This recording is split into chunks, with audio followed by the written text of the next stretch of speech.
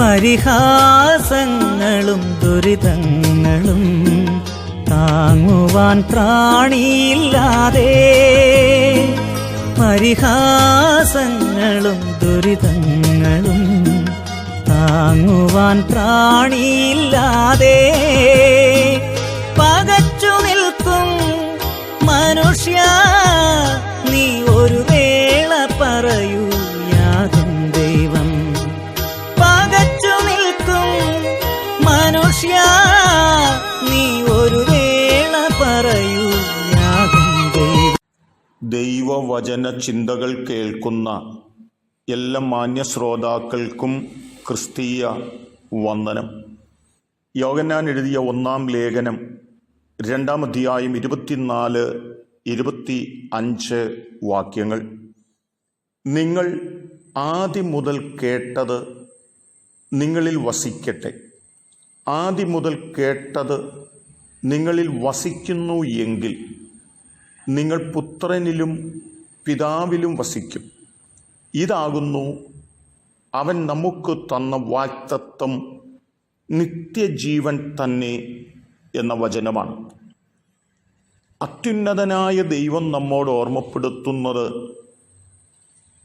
നമ്മുടെ ഹൃദയങ്ങളിൽ നിത്യജീവൻ കൊണ്ട് നിറയണമെന്നും നിത്യജീവൻ നമ്മിൽ വസിക്കണമെന്നും ദൈവം നമ്മെക്കുറിച്ച് ആഗ്രഹിക്കുകയാണ്. ഒരുവൻ ക്രിസ്തുവിനെ തൻ്റെ ജീവിതത്തിൽ വസിക്കുവാനായിട്ട് അനുവദിച്ചാൽ അവന് നിത്യജീവൻ ലഭിക്കുന്നു എന്ന് യോഹന്നാൻ എഴുതിയ 1-ാം ലേഖനം 1-ാം അധ്യായം 1-2 വാക്യങ്ങളിൽ രേഖപ്പെടുത്തുകയാണ്. നിത്യജീവൻ എന്ന് ക്രിസ്തുവിനെ വിളിച്ചിരിക്കുന്നു. ക്രിസ്തുവിൻ്റെ പര്യായ പദം പോലെ തന്നെയാണ് നിത്യജീവൻ എന്ന വാക്ക് ഉപയോഗിച്ചിരിക്കുന്നത് എന്ന് നാം തിരിച്ചറിയേണ്ടതുണ്ട്. നിത്യജീവനെ സംബന്ധിച്ച് ഓർമ്മപ്പെടുത്തുമ്പോൾ യോഹന്നാൻ എഴുതിയ 1-ാം ലേഖനം 5-ാം അധ്യായം അതിന് 11-ാമത് വാക്യം പറയുന്നത്, ആ സാക്ഷ്യമോ ദൈവം നമുക്ക് നിത്യജീവൻ തന്നു എന്നുള്ളതാണ്. അത്യുന്നതനായ ദൈവം തൻ്റെ പുത്രനെ ലോകത്തിലേക്ക് അയച്ചതിലൂടെ ദൈവം ചെയ്തത് എന്താണെന്ന് ചോദിച്ചാൽ, ദൈവത്തിൻ്റെ നിത്യജീവൻ നമ്മിലേക്ക് പകരുവാനുള്ള ഒരു വഴി നമ്മുടെ മുമ്പിൽ ഒരുക്കി നൽകി എന്നുള്ളതായ പദങ്ങൾ തന്നെയാണ്.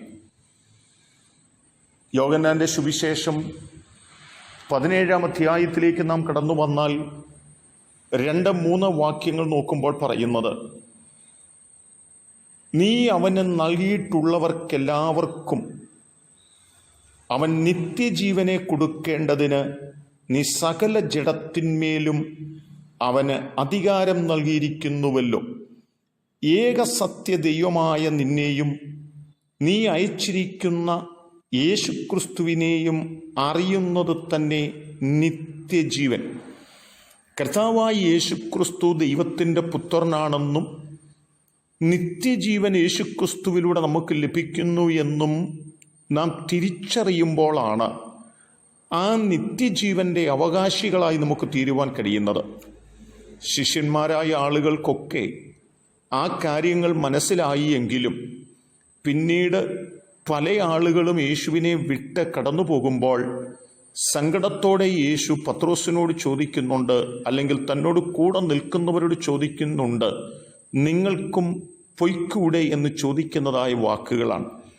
പത്രോസ് പറയുന്നത്, നിത്യജീവന്റെ മൊഴികൾ നിന്നിലുണ്ട്, നിന്നെ വിട്ടിട്ട് ഞങ്ങൾക്ക് പോകുവാൻ സാധ്യമല്ല എന്ന് പറയുന്ന വാക്കുകളാണ്.